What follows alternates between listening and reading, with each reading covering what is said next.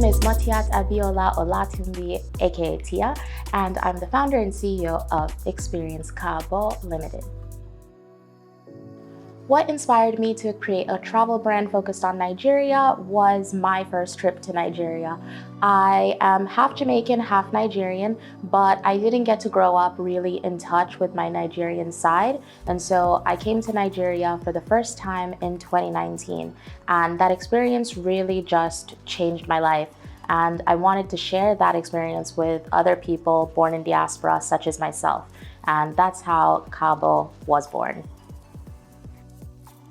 What role do I think social media plays in shaping travel decisions? I think social media plays a huge role in people's travel decisions because it's another form of media and messaging. So, for example, in Nigeria's case, we've suffered from decades of negative media exposure, and that's why when people hear about Nigeria, some of the first things that come to their mind is danger or extremism. And so it's thanks to social media really that we're starting to see a change in the narrative. Now that Nigerians themselves have their own way of communicating their own stories and controlling their own narrative, we're seeing a more positive image of Nigeria break through. And this is inspiring the same curiosity that even brought me to Nigeria in 2019. So I try to use my social media platforms and Kabo's social media platforms to just reinforce the positive side of the Nigerian narrative. What are some common misconceptions about Nigeria's scene and travel that I aim to change through my brand? Well, first of all, the biggest misconception is how Nigeria is a dangerous country. I mean, I don't think that Nigeria is any more dangerous than a lot of other popular tourist destination countries. And so I try to really show people that I can come to Nigeria, I don't need a police escort, do all of the things that I want to and need to do, and I'm just fine. And same thing for all of my clients. I really want people to be able to overcome that barrier of Nigeria being inaccessible and scary, because it's not. Well, obviously, if I could create a dream travel package for myself, it would be within Nigeria. So many beautiful places in Nigeria. And for right now, those are my next travel priorities. Then afterwards, West Africa, East Africa, South Africa. I'm definitely in my own personal Africa era.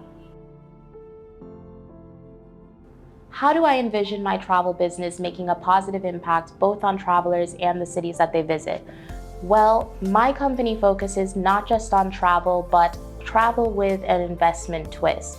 I'd like my clients to see all the things that not only Nigeria could do for them, but the things that they could do for Nigeria, so that it ends up being an actual cultural, capital, energetic exchange. Because we've all seen the plagues of over-tourism and when tourism can be a negative thing to a country. So the good thing is, since we're kind of just starting out in Nigeria, we can choose to go on a better path.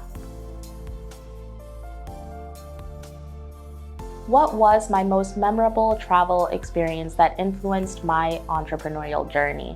So if I'm discounting my first time in Nigeria, I guess it would be the trip that I took to Italy when I was in high school. It was the first time that I had ever been so far from home and out of my own country.